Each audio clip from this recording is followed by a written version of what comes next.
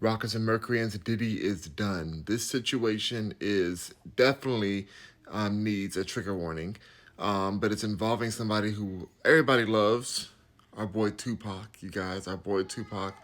Yeah, let's get into this. So here is that trigger warning for, just for people who don't want to talk about really dark situations. Our girl Ashley is coming for Diddy, and rightfully so. This case has been the most disturbing case to me that I've seen thus far. You guys make your opinion on it, but I am shook it and just like disturbed. So plaintiff Ashley did not come under Jane Doe this time. A lot of the victims have come under Jane Doe. No offense to them, but she's out here. She wants all the smoke. She has her receipts in order. This situation is bizarre. But she is the plaintiff and Diddy is the defendant. But there's even more people involved in this situation, including somebody we've been talking about in the Diddy news. If you've been following it, somebody named KK. Yes, actually even mentions KK, who is Diddy's right hand woman, who he says himself that she is his right hand. He can do anything without KK, and this is super disturbing to see what kind of role that she may have been playing in a lot of Diddy's shenanigans. Very disturbing stuff, but she's mentioned in this as somebody who has helped Diddy to victimize Ashley. So let's go into this situation some more. So, Rockets and Mercuryans, I will be going live to talk about this in more detail, but I kind of want to give you a gist for what happened. So, a friend of Diddy's, Ashley met a friend of Diddy's at an event, I think it's a bar, I believe. And so she met the friend of Diddy. She got on a voice call, a voice chat, or a FaceTime basically with Diddy. And she wasn't really impressed with Diddy. She actually was like, I feel like you have something to do Tupac's Tupac's murking. Like she felt like he had something to do with Tupac's murking, so she wasn't feeling him. And I don't think Diddy liked that too much based on what happens next in this insane story. So allegedly Ashley goes to this mutual friend that she has with Diddy's home, and where she's confronted by Diddy unexpectedly. She never thought she would even meet this man before, ever in her life. He then goes on to do some unspeakable actions. I'm wondering what I can even say on TikTok, but he threatens her with a knife. He tries to put a contraceptive into all kind of insane things. Meanwhile, KK, who we were talking about earlier, his right hand woman, was trying to advise him that don't damage the goods because they may decide to go put her out in traffic, if you know what I mean. Yeah, if you know what I mean. Which I was like, ooh, not her being there saying that she's gonna put her out in traffic. I gotta say certain words on here, but I am shook. Like, she was really hands on with this, like these crimes. If this is true, if any of this is true, at one point he even puts a remote control, a place where it should not go, that only women have. And then he violently R words her, which I can say that R words her, um, and instructs the mutual friend to do the same. Besides that, before he even does that, that good old baby oil. Everybody's making jokes about this baby oil, and apparently Cassie has been feeling very off about people making jokes about this. But this baby oil situation is darker than people think. According to this allegation, the baby oil was laced with some other stuff that made her feel like she was not in control of her body or even in her right state of mind. Some people are saying that substance has to start with something with a G, may have an H in there, maybe a B somewhere in there too. I gotta split the words up. But that is disturbing if that's true, because that is also called the date R word drug. And so I am just like so shocked. You would think that's it. I mean, that's terrible already, but you would think that's it. She ends up coming back to, after all these violent attacks that have happened. Even more oil got poured on her after Diddy does what he does to her and threatens her.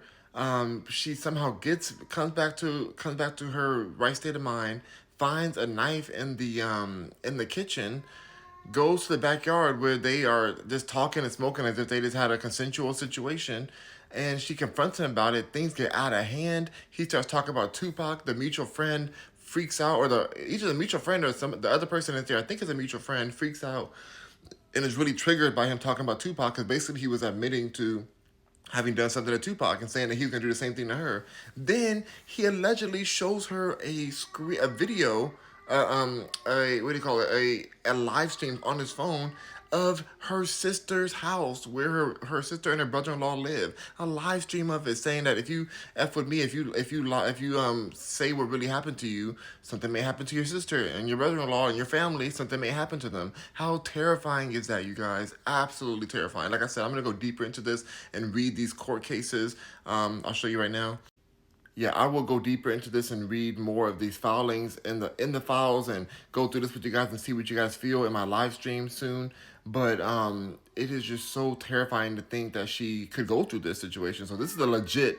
She legitimately filed it. She is I think she's being represented by the Busby law firm, who is a Texas lawyer who also is licensed in New York. So this is like probably the first time I've seen that the baby oil has been linked to having something laced within it, which would make sense to why the feds would confiscate over 1,000 bottles of baby oil. That's or 8,000 bottles of baby oil. That would make more sense to why they would do that. Because why else would they need to confiscate it? Just leave it there. We see it there. We take pictures. They can leave it. But there's some reason they're probably testing it. The feds have not, contrary to some beliefs, like the feds have not yet confirmed that this is laced. But this lawsuit is a big link to why they may have taken all that. And so also when he mentioned that he basically was going to do what he did to Tupac to her, Tupac passed away, rest in peace, one of the best rappers of all time. Um, the other man there got tripped out and brought out a bang bang, took a bang bang out and started threatening Diddy. And at one point, he ran, and she ran with her. She ran and chased him with her knife. She got out the kitchen and jumped on top of him and was like, had that knife on the right there, that neck. Had her foot on that neck, if you know what I mean. And he pled for his life like a little B word, and I'm shook. I'm like, not Diddy pleading for his life. And she came to a moment where she realized she could run, so she runs and tries to get out of this house that she's in. It is so crazy how like what happens next. So she runs, she gets out somehow. He still chases her even after she's running. He's chasing her. She's trying to find help. The police don't even help her. They say, oh, when she runs into the police, this is a longer story. I'm trying to shorten it, but she runs into the police who were called because the neighbors called them, and the police are there, and the police are like, oh, you need to find a way home. What kind of police officer tells you to find a way home after you said that you've been attacked? Like that is wild. So that means that's showing that some other allegations of him being really in deep with the government and with the police force and all those kind of things. He even they even say he hires a lot of police officers to work his events. So it's really scary. And then before the police even came, I should have mentioned this part. Before the police came, they started shooting at her when she was talking to the neighbor. Allegedly, they started shooting at her from the house. Like I don't know if it was P Diddy shooting or the people are involved in the situation. They started shooting. She had to duck and run into the neighbor's house. It's all insane. But like I said, I'll go into depth about what happened. But she ended up having to go back to that house to get her stuff, her phone, her clothes, and everything. And she was so under the influence because of that oil that was on her that she had to sleep there at that house. Imagine having to sleep at the house where you got already at and attacked, and the people in there shot at you. You had to go back there and sleep. And when she came back to, she got the heck out of there. Tried to file police reports. Nobody wanted to give her the body footage, the body cam footage from the police. Nobody wanted to help her at all. She can't even get the police records without getting a subpoena. It is so terrifying what's happened to this woman. I really hope that she gets justice. Like I cannot even imagine going through this situation and everybody saying that she's lying basically, even though she has all this evidence and even had multiple R kits done. The R word kits done at the hospital. She sustained different injuries from it. So I'm just letting y'all know, like, this is a crazy case, huge trigger warning. I will be going into depth about this situation on my live show. I'm going live on I'm going live soon, so you'll catch a notification. But thank you so much, Rockers and Mercuryans, for watching this. Please share this. And Diddy going down. Diddy ain't never seen the light of day again. I hope he never gets out of jail. I hope his bail is denied again for the third time because this is out of control. Diddy, you done did it again. You done did it again, Diddy. This is terrible, y'all. This is just one of the cases. There's hundreds more.